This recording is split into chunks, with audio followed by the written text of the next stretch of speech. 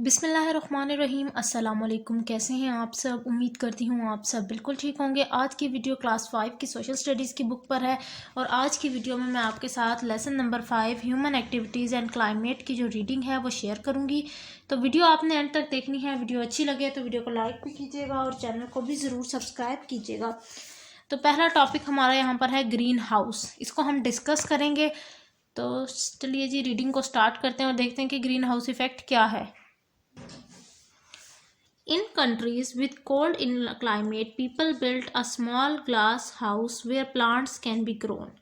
जहाँ वो ममालिक जहाँ पर ठंड बहुत ज़्यादा होती है तो उन जगहों पर एक ग्लास की एक छोटा सा घर सा बनाया जाता है प्लांट्स पौधों के लिए, ताकि उन्हें ग्रो किया जा सके, उन्हें मैक्सिमम हीट प्रोवाइड की जा सके। Sunlight enter the greenhouse and increases glass house and increases the temperature inside. अब क्या होता है, जितनी सूरज की रोशनी इस घर के अंदर जाती है वो सारी जो है अंदर महफूज हो जाती है, जिसकी वजह से प्लांट्स को वो टेम्परेचर मिल जाता है जिस पर वो ग्रो हो सकें। The glass house trap the heat which can't escape. So during winter it stay warm inside even when there is too cold outside. This glass house is called greenhouse. अब वो कह रहे हैं क्योंकि जो अंदर हीट जाती है वो बाहर आ नहीं सकती, बाहर निकलने की जगह नहीं होती उसके पास। सो दैट्स वाई जितनी भी बाहर ठंड हो लेकिन अंदर जो है वो गर्माइश उतनी ज़्यादा होती है जितनी कि वो हीट अंदर गई हुई होती है। तो जो ये पूरा घर सा बनाया जाता है प्लांट्स के लिए, प्लांट को ग्रो करने के लिए, उसको घर को ग्रीन हाउस कहा जाता है। Earth is like a green house. अब ये टॉपिक हम स्टडी करते हैं। The earth is wrapped in a bucket of gases called the atmosphere. अब जो हमारी ज़मीन है वो हर तरफ से मुख्तलिफ तरह की गैसेस से मलबूस है, डिफरेंट तरह की गैसेस से घिरी हुई है, जिसको हम एटमॉस्फेयर कहते हैं। Sun rays travel through atmosphere and warms the earth up. Some heat get absorbed by the earth surface and the remaining reflect back.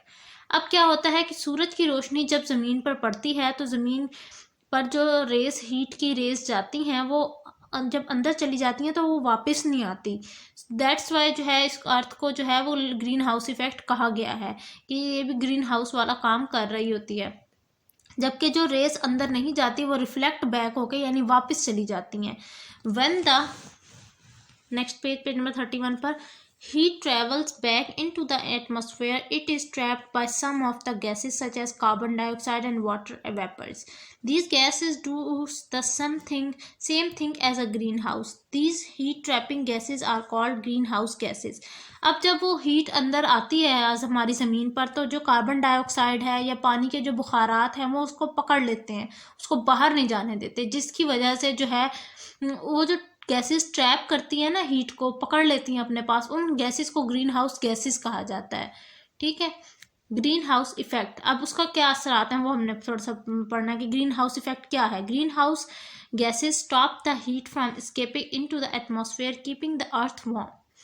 जो ग्रीन हाउस गैसेस हैं यानी जैसे कार्बन डाइऑक्साइड है, वाटर वेपर्स हैं, ये सारे जब हीट को अपने पास रोक लेते हैं हमारे इर्द गिर्द के माहौल को गर्म रखने के लिए, अर्थ को गर्म रखने के लिए, in the absence of these gases heat would get back into the atmosphere and the earth would not be so warm.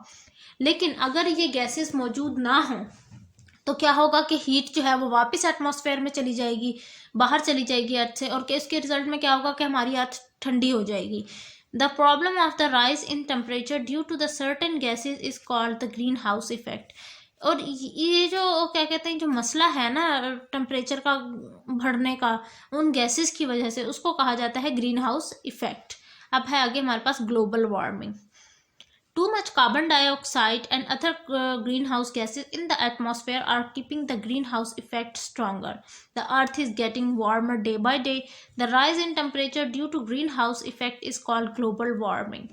वो कह रहे हैं कि ग्लोबल वार्मिंग क्या है कि जो कार्बन डाइऑक्साइड है और जो ग्रीन हाउस की जो गैसेस हैं जो अंदर हमें हमारे अर्थ में मौजूद हैं उनके ज़्यादा बढ़ने की वजह से हमारी अर्थ ज़्यादा गर्म हो रही है दिन ब दिन, और जो ये टेम्परेचर बढ़ रहा है ना ग्रीन हाउस गैसेस की वजह से, इसको कहा जाता है ग्लोबल वार्मिंग।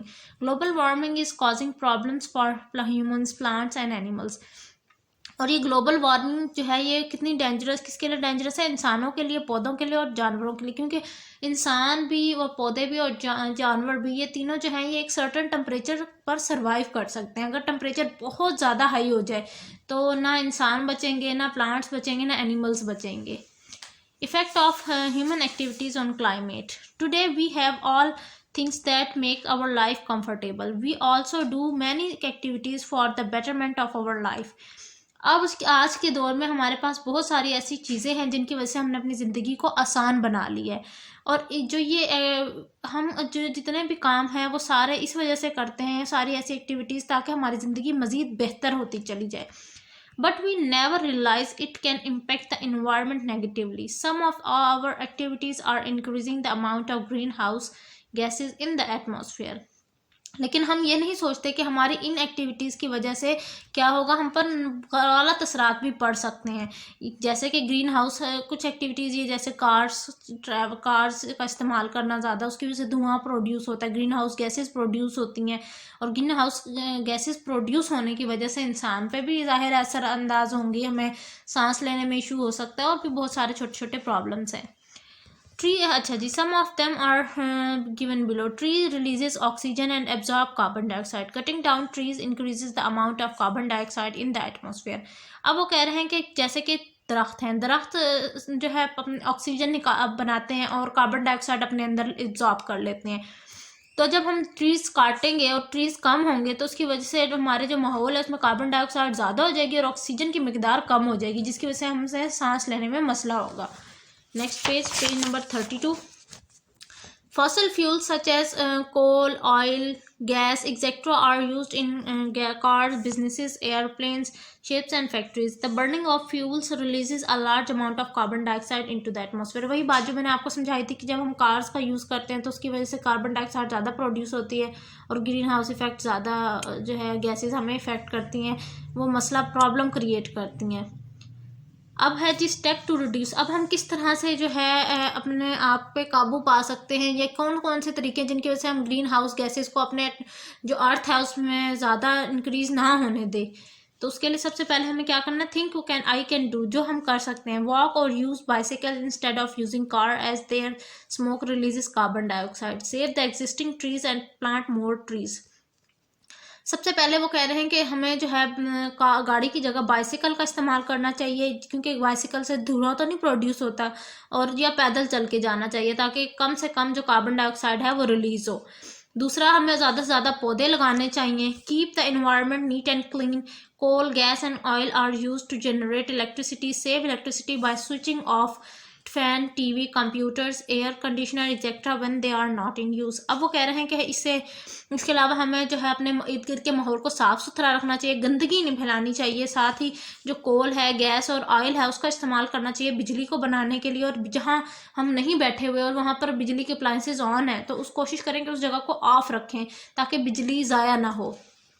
अब थिंग्स वी कैन डू, जो अभी हम कर सकते हैं या अभी कर सकते हैं, ये तो वो चीज़ें हैं ना जो हम करेंगे और जो अब हम कर सकते हैं। We should uses buses and trains instead of cars as they carry more passengers in one trip. अब हमें जो है बसेस और ट्रेन्स का इस्तेमाल करना चाहिए, अपनी कार्स का इस्तेमाल कम करना चाहिए, क्योंकि एक बस के अंदर काफ़ी सारे पैसेंजर आ जाते हैं, यानी फिर काफ़ी सारे पैसेंजर का मकसद ये है कि हर किसी की अलग अलग कार कार्बन डाइऑक्साइड नहीं प्रोड्यूस करेगी। Used paper, can bottles etc can be recycled. It will help to save natural resources such as trees and oil. इसके अलावा कागज़ का इस्तेमाल और बोतलों का इस्तेमाल करते रहना चाहिए, यानी रिसाइकल उनको करते रहना चाहिए ताकि जो है नेचुरल रिसोर्सेज को बचाया जा सके। We should use solar, wind and hydro power to produce energy instead of using gas, coal, oil. और इसके अलावा हमें क्या करना चाहिए, हमें जो है सोलर सिस्टम का इस्तेमाल करना चाहिए। We should install treatments plant that control और capture pollutant before they enter the environment. इसके अलावा हमें क्या करना चाहिए, हमें ज़्यादा से ज़्यादा ट्रीज़ को ग्रो करना चाहिए, ऐसे ट्रीज़ जो हमारे इर्द गिर्द के माहौल को साफ़ सुथरा रखें। ये थी मेरी आज की वीडियो जिसमें मैंने आपके साथ लेसन नंबर 5 की रीडिंग शेयर की है। आई होप आज की वीडियो आपको अच्छी लगी होगी। अगर मेरी वीडियो आपको अच्छी लगी है तो वीडियो को लाइक करें, चैनल को सब्सक्राइब करें। मिलती हूँ नेक्स्ट वीडियो में। टिल देन अल्लाह हाफिज़।